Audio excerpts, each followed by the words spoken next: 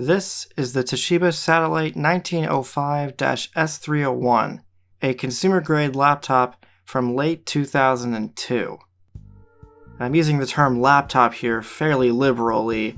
At over 8 pounds and more than 2 inches thick, this is the kind of laptop that is more of a desktop replacement rather than something you'd actually want to use on your lap. Strangely, I've been unable to find any real information on this computer other than one random webpage from back in the day. I did also find this on Best Buy's old website, but Toshiba's old website is just completely unarchived from back in the day, and even this Best Buy link doesn't have any further information because all of that isn't archived either. But I do have the price. This thing would have retailed for $1,600 back in 2002. Or roughly $2,800 in today's money. There was also a higher end version of this laptop with a faster processor and more memory for $1,900, or about $3,300 in today's money. But this is the lower end one, though this still would have been a pretty good system for at least a little while. This thing has an Intel Pentium 4M CPU, not Mobile Pentium 4, Pentium 4M, because Intel's really good at names apparently. It's a Willamette CPU and it's clocked at 2 GHz. You also got ATI M6 graphics, 256 megabytes of DDR memory, a 40 GB hard drive, DVD-ROM, CDRW combo drive, as well as a built-in floppy drive, 15-inch display, and Windows XP Home Edition, but there was also a variant of this with Windows XP Professional, presumably something you could have ordered on Toshiba's website maybe?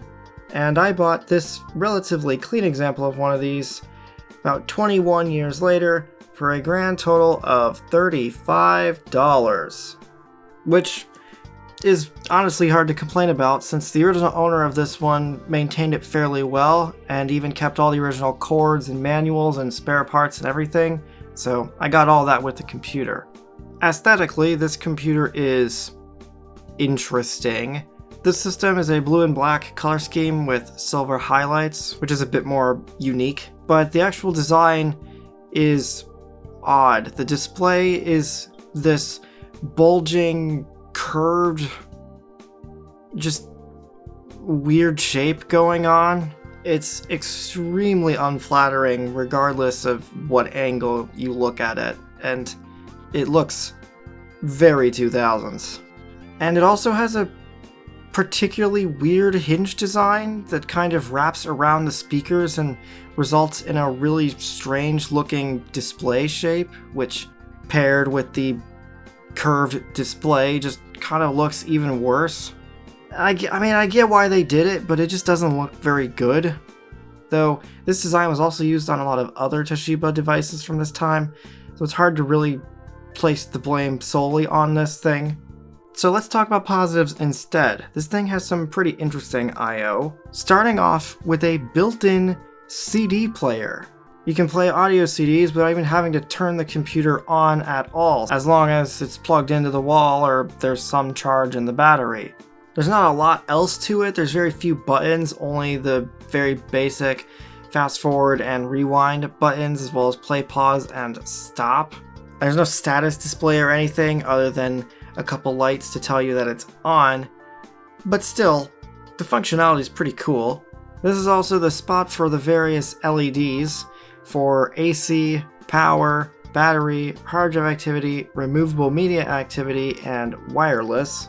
And above that there's the latch for the display, which rather peculiarly does not use all of the space available to it, even when the latch is fully open. It's just kind of weird. On the right side of the laptop we have the built-in floppy drive, as well as the optical drive. In between those two is a mini FireWire port, and there's also a wireless switch. On the back we have a Kensington lock slot, 2 USB 1.1 ports, 10100 Ethernet, as well as a 56K modem jack, parallel and VGA ports with the screws, DC-19 jack, and an S-video port. And on the left side we have the cooling vent, some PC card slots, microphone and headphone jacks, and a physical volume rocker, which is convenient. Opening the laptop up, there's very little to it actually. The speakers are pointing up, so regardless if the lid is opened or closed, they're not going to be obstructed, which is presumably why it's this silly looking design.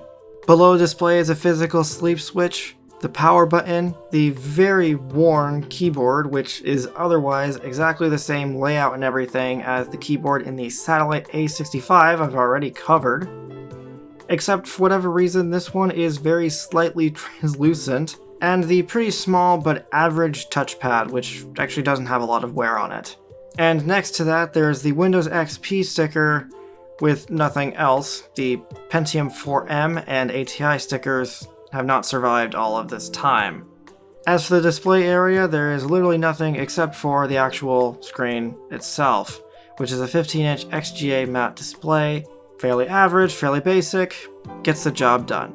On the bottom of the system, there's actually quite a bit of serviceable components, though it can be pretty annoying to work on this sometimes because of that curved display shape, meaning it does not sit very flat on a surface. But anyway, starting at the top, 4 screws removes a cover for the wireless card and 1 RAM slot. As mentioned previously, this was already upgraded, so there is another slot, it's just you have to do a bit of disassembling to get to it. A bit unfortunate given how thick this computer is.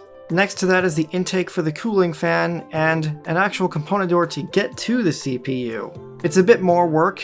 For some reason, it uses 2 Torx T6 screws, and there's some shielding and other stuff that makes it kind of difficult to get to, and it's only to get to the CPU. The entire cooling fan assembly still requires disassembly, but frankly I'd say it's better than nothing. Below the memory is the hard drive assembly. It's all one piece.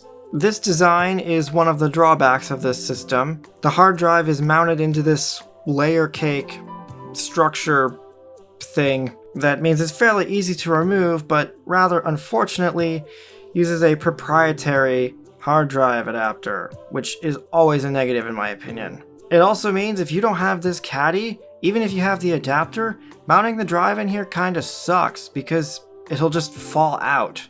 Next to that is the big ol' battery for this, which is still the original factory 22-year-old battery. And we're not quite done yet because you can also remove the floppy drive in this system. The connector is directly underneath the hard drive. And you can also remove the optical drive. The screw is on the bottom of the system. So with the exception of the 1 RAM slot, you can get at pretty much everything here. So they do earn points there. Finally, here's some of the system information on the bottom. This thing definitely needs a beefy power supply in order to make it work, so something you may need to keep in mind if you find one of these. And also here's the product key, because I don't really care about it. Moving on to BIOS and software. This system is a bit interesting because it actually uses a fairly standard Phoenix BIOS rather than the Toshiba custom one that was seen on my Satellite A65. I'm guessing this was just the most convenient maybe when this board was manufactured. I've seen it before, it's just kind of odd. This BIOS, as expected for a consumer device, is very basic. This is on its latest BIOS, version 2.10 from October of 2003, and other than a couple boot options, some I/O options, and some more custom options, there's a whole lot of nothing to this BIOS. As for the operating system, that would be Windows XP Home Edition,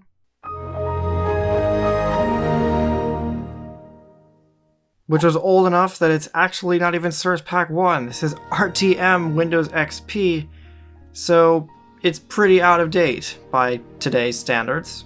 As for bloatware, there's actually not a lot.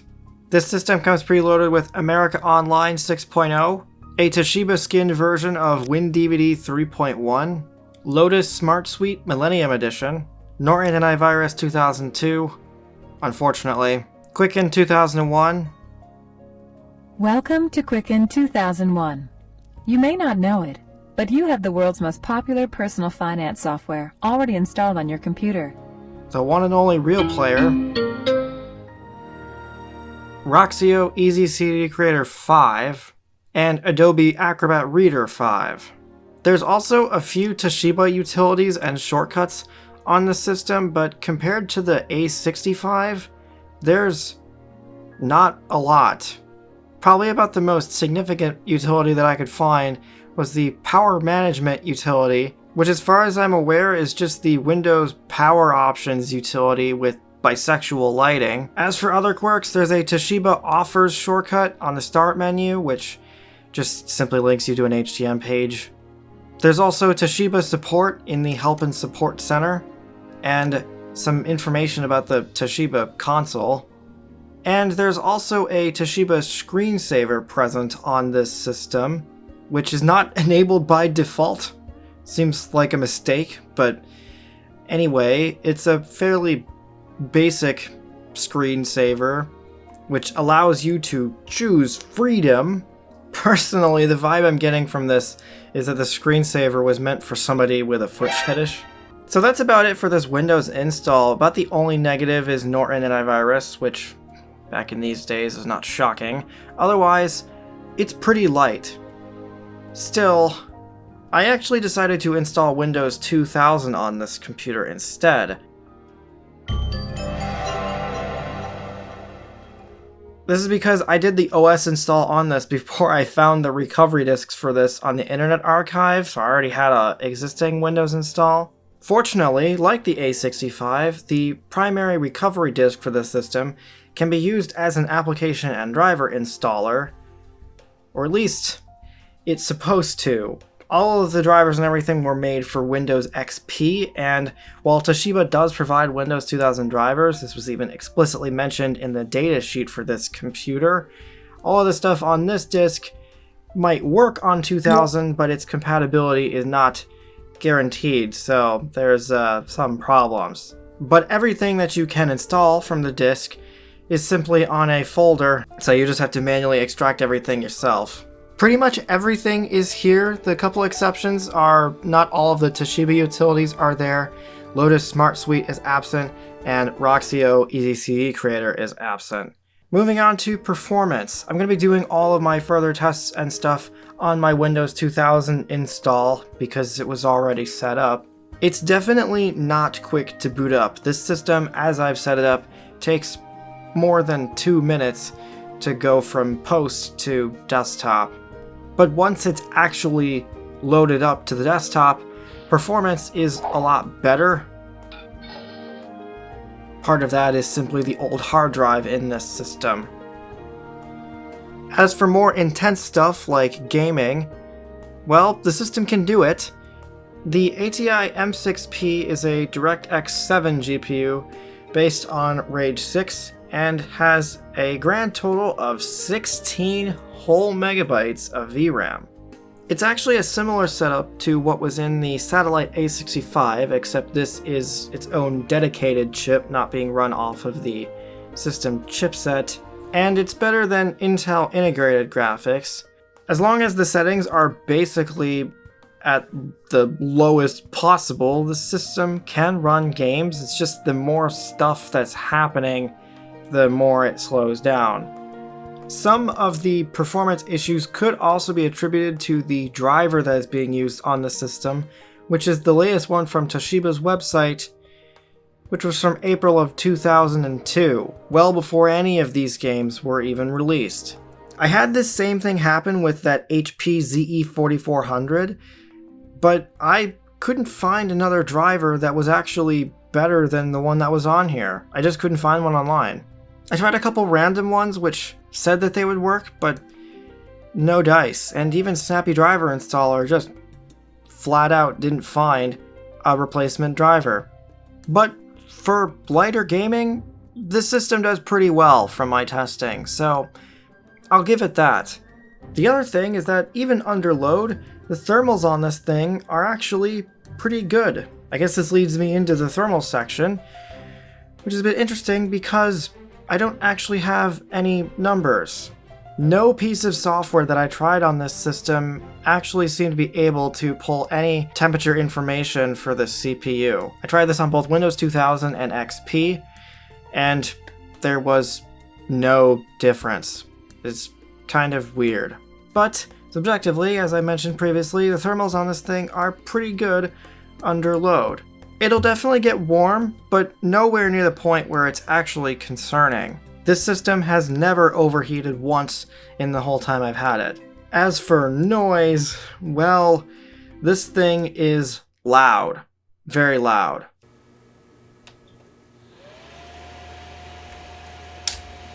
As soon as the system is powered on, the fan immediately ramps to 100% for a couple seconds before shutting off entirely. And most of the time, the fan doesn't even run at all because it's not necessary. But when it does kick on, it only has a handful of speed settings, and even the slowest one is still pretty loud.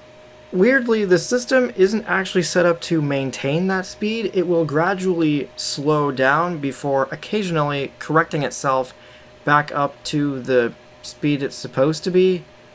It's kind of weird. But anyway, throughout my entire testing of this system and throughout the entire time I've had it, it didn't ramp any louder than this. A sign that the thermals on this aren't a problem.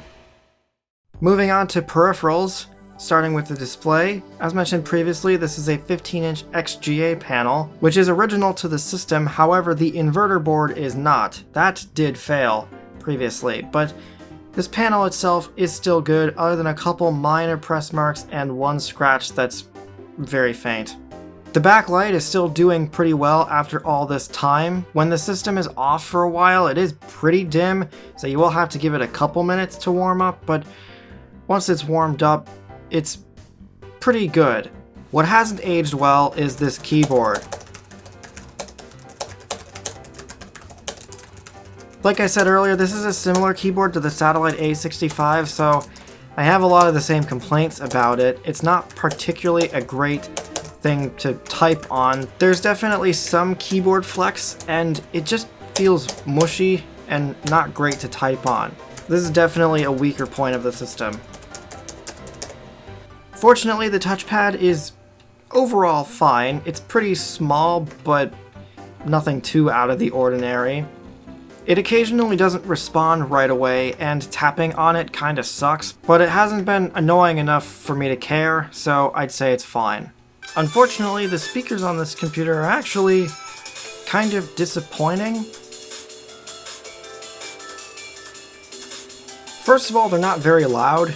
In this clip, the speakers are set at 100% and the volume rocker is put at max, and it's not loud enough to drown out the cooling fan. And they just sound tinny and weird.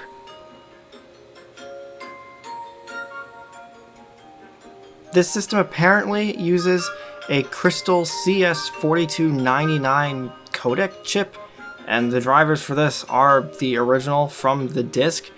Maybe there's better drivers out there for this, I don't know. It's pretty disappointing given the size and placement of these things, and given that it even has that CD player functionality at all. Which, by the way, can be used in software. It isn't just its own dedicated thing, but can be also powered on while in software, and it pretty much just works with any media player as far as I'm aware, or at least it worked with Windows Media Player.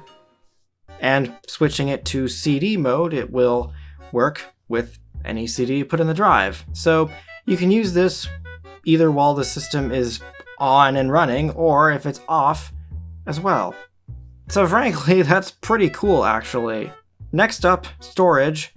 This system, unsurprisingly, uses one of Toshiba's own hard drives, specifically the MK4018 GAP, which is a 40GB 5400 RPM IDE hard drive. This particular drive has clocked in just under 20,000 hours, and as such, it has developed a couple bad sectors, which, while it's not bad enough to prevent it from working, it does mean that trying to do something like imaging the drive or fully formatting the drive to install Windows 2000 can be a bit of a problem. This drive is also pretty loud.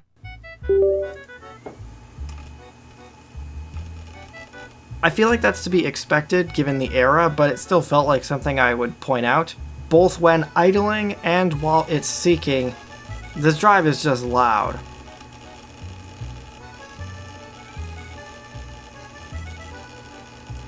For optical media, this is another Toshiba component, the SDR2212, which is pretty much an identical drive to the one in my Satellite A65.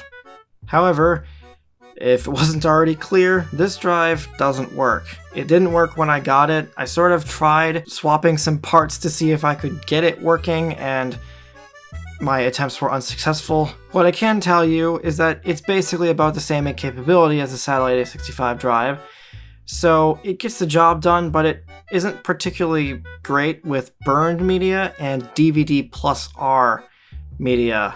None of that really matters to me. The deal breaker is that this drive is actually proprietary to this system. This is a similar situation to the eMachine's M6805, where the bezel is actually custom made for the specific OEM drive. So you can't take this bezel off and put it on a standard drive, which is very annoying because that's exactly what I had to do with this system so that I could get a working drive in it. I'm either going to have to buy another one of the OEM drives or mod this one to somehow fit, probably by cutting off the tabs. Anyway, for now, I've gone with the SN324 drive from Samsung, which you might recognize because it's the drive that I just took out of the Latitude D600 because it's kind of a piece of crap. It's the only somewhat functional optical drive I have. So it's going in this computer. It's better than the OEM drive. Finally, the floppy drive was manufactured by Mitsumi. It is the D353G. It's a fairly compact custom drive, obviously made for this specific chassis. This is very convenient to have in this computer. It works just fine. It's a little loud, but it's not that unusual. About the only notable thing is that it struggles to format disks at all, but I'm thinking it's just because my floppy disks are kind of crap. To finish off, I thought I would touch on that battery. This is the original 12-cell battery that would have been new in this computer, rated for 5850 mAh, and it still holds a decent amount of charge. I ran a couple different tests on my own time, but they didn't really produce any different results. So the one I went with was putting a CD in the optical drive and letting it play to see how long the system would last while it was actually doing something. It ran for just over 40 minutes before the system went into standby and reported that the battery was low, and it ran for about 3 more minutes after that before it finally died completely. So just under 45 minutes of runtime is pretty good for a 22-year-old battery. From the one site that I could find on this, it seems to suggest this could have lasted up to 4 or 5 hours, which frankly I'd say is pretty good for a Pentium 4 laptop. And it took about 3 hours to charge back up from empty to 100%. Something else I noticed is that even though the system didn't have enough charge to power on, it still had enough charge for the CD player mode functionality to work, long enough to start the audio CD from the beginning, play the entire disc, and still have time left over to start playing it again. So you really don't need a lot of charge in the system, clearly, to play any audio CDs, as long as the rest of the system isn't running. So that's pretty much it for the Satellite 1905-S301. I thought about running some old benchmarks on this system just to get some data to compare, but to be honest, there's already a lot in this video as is that I figured I'll save that for another time. I wasn't really sure how much I was actually going to like this computer, considering the last time I did a Toshiba on here, I absolutely hated it. But I'm pleasantly surprised with this one. The hardware is pretty good for early 2000s things. The CD player capability, in my opinion, is pretty cool. And it's a laptop with a built-in floppy drive, which I can absolutely use. I don't have very many of those. It still has its drawbacks, mainly in size. This thing is just massive. It's actually the biggest laptop that I owned so far, so it's actually a real problem when it comes to storing it. Rather than rambling about the rest of my thoughts on this system, I thought I would try something a little bit different going forward, which was to steal the Doug score concept that Doug DeMiro uses in his videos and try and rework that into my stuff. Call it a Petascore. Ugh, no, don't actually. That's a horrible name. I wanted to start rating systems based on various points, mostly so that I have something to compare it to, but also just because I think it's a little bit of fun. This is just my opinion. Please don't take this too seriously. I would say that this was a pretty strong performance from this system. This is probably my favorite Toshiba laptop that I owned. I'm absolutely going to be keeping this for future projects. It might even show up in future videos because it is, for the most part, a pretty good system. As soon as I can figure out what my deal is with the optical drive, which might be the biggest problem I have with it right now. As long as you can find one for an actually good price, I'd say this thing is far from the worst early 2000s laptop.